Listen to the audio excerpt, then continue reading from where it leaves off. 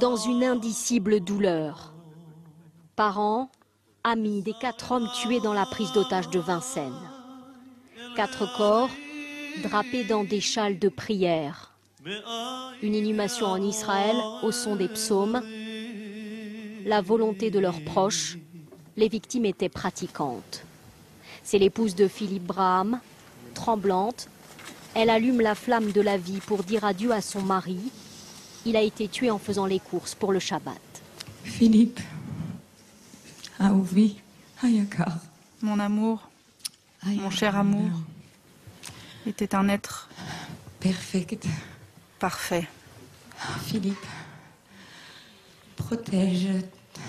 protège-moi, protège Chirel et Naor, Ella et Raphaël.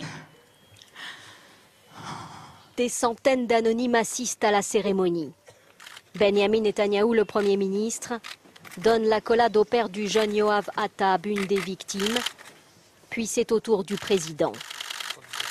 Rituel religieux, on déchire les vêtements des proches pour marquer le deuil. Les amis de Yohan Cohen sont venus nombreux de Sarcelles. C'est le jeune homme qui travaillait dans l'hypercachère. C'est dur de devoir venir pour les obsèques de notre frère. Il avait à peine 20 ans, quoi. C'est pas normal. Il a rien fait.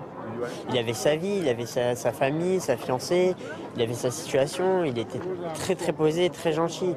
Donc voilà, oui, c'est vraiment injuste. Étourdi de chagrin, l'épouse et le fils de François-Michel Saada. Ségolène Royal représente la France. Elle remet aux familles l'insigne de la Légion d'honneur. Ils ont tous les 4 été tués parce que juifs. C'est la plus révoltante des morts. Ce sont presque des funérailles nationales qu'Israël a organisées pour les 4 victimes de la porte de Vincennes. Une cérémonie marquée par l'inquiétude quant à la sécurité des Juifs en France, mais avec l'espoir que cette fois, le gouvernement français saura apporter une réponse à la hauteur de la peur.